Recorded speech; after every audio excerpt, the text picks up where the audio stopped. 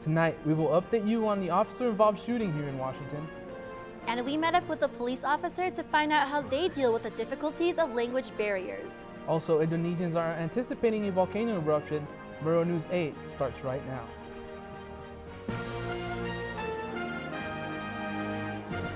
From Studio B on the campus of Washington State University, this is Pullman's only nightly newscast. This is Murrow News 8. Good evening, I'm Alfredo Llanos. And I'm Irish Concepcion. Welcome to Murrow News 8. A man who shot at officers late last night is now in custody and is being charged with suspicion of attempted first-degree murder. Officers were outside of a home in Colville in order to serve an arrest warrant for Richard Hawley for possession of heroin. Officers spotted Hawley leaving his home and getting into his car, which led to a short pursuit before he fled on foot and shot a deputy. Police are investigating the officer-involved shooting in Bonner County. The victim was identified as Craig A. Johnson. A Spokane real estate agent report says the officers entered the man's home to serve a felony arrest warrant, but Johnson exhibited hostile behavior. He was then shot by a deputy. More information is being released as the investigation is ongoing. Police in our community are combating negative images of officers portrayed in the media, especially after a deaf Latino man was shot and killed last week in Oklahoma. Shannon Heck tells us about how what officers are doing to prevent alleged miscommunication and biases. Wearing these blue uniforms brings policemen a lot of attention, both good and bad. With officers in the media being pegged as racist or biased, it can be difficult for the public to trust them. Language barriers are one of many hurdles Pullman police have to maneuver when called to a scene. With such a diverse campus, police are also working across cultural divides. We get accused of being biased all the time. But people don't look at the color of my skin, they look at the color of my uniform. Other officers on the force say they have also faced stereotypes for the uniforms they wear. When we go to a call and before I even open my mouth, someone's calling me a racist, that's the worst thing. It's like, I've never been so frustrated. One of the precautions the Pullman police are using to ensure public safety is a phone service called Language Line. You can call it and translate any language within 30 seconds. They are also taking classes to ensure they can bridge the gap between the cultural divide. Professor Richard King of the Department of Critical Culture, Gender, and Race Studies at WSU says there are stereotypes being fueled on both sides. Cops, like everybody else, stereotypes aren't fair because, one, the people who are being stereotyped don't make them up, and two, stereotypes aren't fair because they generalize. I think the groups that get policed by the cops have more intense stereotypes often. The Pullman police work through cultural differences by following their goal of policing our community with compassion and professionalism. Shannon Hecht, Murrow News 8. Freeman High School shooter Caleb Sharp flipped a coin to decide whether or not he would shoot his fellow students. According to new court documents, Sharp told police that if the coin had landed on tails, he would not have shot the school and would never think about it again. However, the coin landed on heads, supposedly causing the high school sophomore to loan a semi-automatic rifle and ammunition into a golf bag and go on a shooting spree. Residents of the Coffee House apartment complex in Pullman are fearful that their cars will be next after several tires were slashed. Commander Chris Tennant says that the person responsible props nails against the tire so that when owners use their car, the nails cause the flat. Pullman police are planning on having extra patrols in the area until the suspect is either found or until the problem stops. A WC professor is hopping into the spotlight for his research on preventing the extinction of frogs. Professor Alan Pissier of the College of Veterinary Medicine received the Golden Goose Award for his groundbreaking research. The Golden Goose Award honors scientists who federally funded work which may have been considered strange ends up significantly benefiting society. The Washington State University Cougars football team faces the University of Southern California in a clash at Martin Stadium tomorrow. The game is highly anticipated and will be broadcast live at 7:30 on ESPN.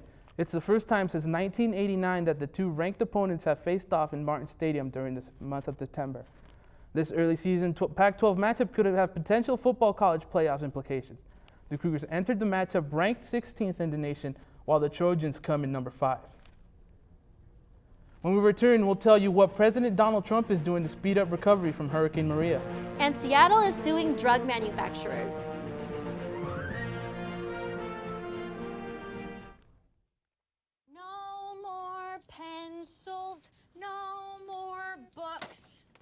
No more teachers, dirty look.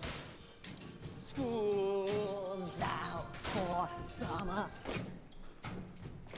School's out forever. School out with fever. School's out completely. What this place needed was better graduation rates. So we worked with schools like Henry Ford High, and now they're up 18%. And it can happen in every place. School's out for summer. To help us do more good this year, go to unitedway.org, because great things happen when we live united. Hurricane Maria has caused devastating damage to the island nation of Puerto Rico. However, it appears that Puerto Rico's problems are just the beginning. The aftermath of the storm has caused almost an entire shutdown of Puerto Rico's economy. Many people are unable to run their businesses due to the shortages of water, fuel, and money. Hurricane Maria has destroyed many distribution routes, which limits the resources available to people living on the island. Until these routes are reestablished, the people of Puerto Rico face an uphill battle. In order to help alleviate the stress on Puerto Rico, President Donald Trump is lifting shipping restrictions to help get supplies to hurricane-ravaged island. The U.S. territory is struggling with fuel, water, and medical shortages since Hurricane Maria destroyed the island. Many of the 3.4 million residents are still without electricity a week after the most powerful hurricane to hit the island in nearly a century. More than 130,000 people are fleeing the region surrounding a volcano in Indonesia. Residents fear that Mount Nung in Bali is to erupt at any time. The volcano has been on its highest alert ever since Friday, causing a mass exodus of villagers to evacuate. Officials say there have been dramatic escalation and tremors, leading them to believe there will be an eruption, but they just aren't sure when it will be.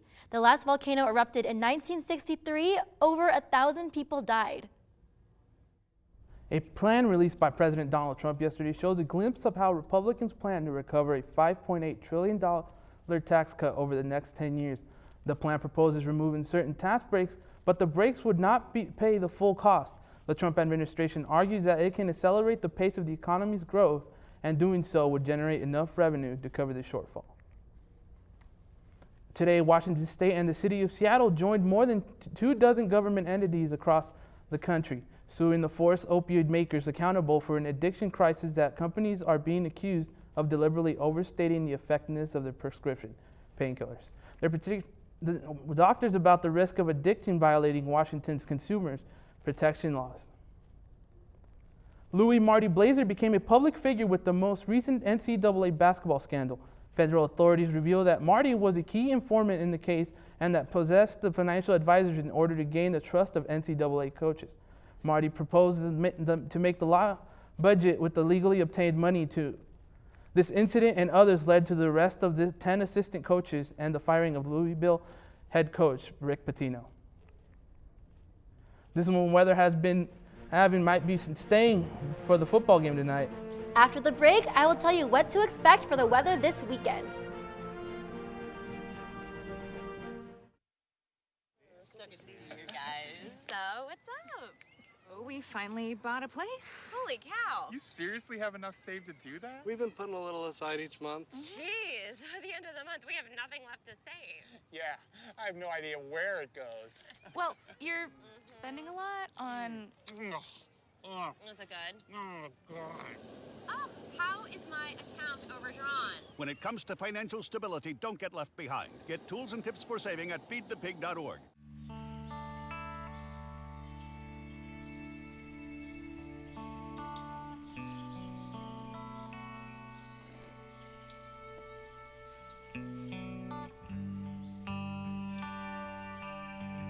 This is the moment I knew. His future had no boundaries. There are some moments only the forest can inspire. Find yours at discovertheforest.org.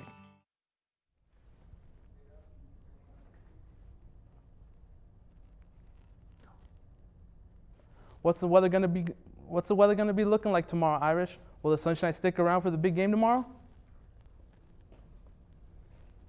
Oh. Well, I'll tell you, today's been really sunny with a high of 79, though the average has been 68.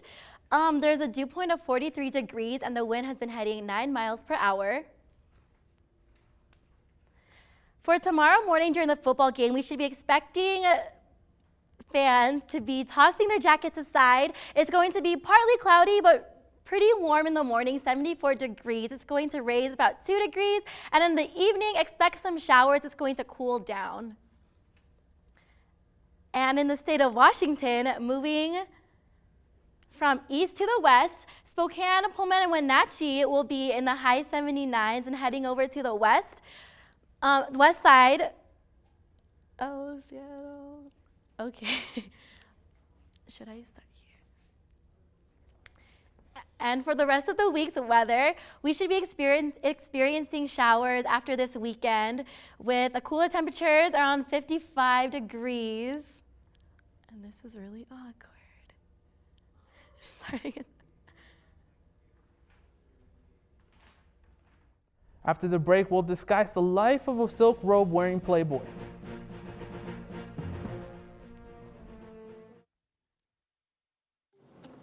Good one, son. Last summer, my new dad took me on vacation. First, we went deep sea fishing. Wow! I'm so proud of you, son. And then we went on Thunder Shark. That was awesome! Let's go again. 3 times. I gotta say, it was pretty cool. You don't have to be perfect to be a perfect parent. Thousands of kids in foster care will take you just as you are. Oh, not again. If you want to be a parent, it doesn't matter how you play, what you wear, how you dance, or even what direction life takes you. You just need to be there. You don't have to be perfect to be a perfect parent. Thousands of teens in foster care don't need perfection. They just need you. International legend and founder of the Playboy Mansion, Hugh Hefner, passed away yesterday at the age of 91. Hefner is regarded as an international sex symbol and helped make many women famous by using the Playboy magazine. His practices may have been deemed controversial by some, but many others viewed Hefner as a successful businessman. Hefner was never scared to be himself, which led to the international fame and notoriety, whether to be loved or hated. He will be always be remembered as an international icon. So what do you think about Hefner passing away, Irish? I don't know. We'll have to see what's going to happen to the future of the Playboy. I mean, honestly, people view him different ways, but he was definitely a very successful businessman. Mm-hmm. Well, the Seattle Mariners may be feeling the pain of defeat. The unlikely team of the now playoff contenders, the Minnesota Twins, earned an AL wildcard spot. The team lost over 100 games last year, but are now beginning to be taken seriously. Now, I mean, to me, it's very surprising that, I mean, you have a team that loses over 100 games last year, and then all of a sudden they're being taken seriously. What do you think?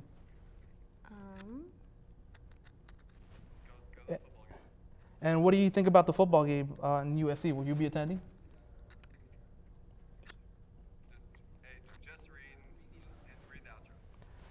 Thank you for watching. Join us every night at 7 and 10 p.m. for Pullman's only newscast. Have a great night, and don't forget to follow Murrow News 8 on Facebook and Twitter. Good night, Pullman.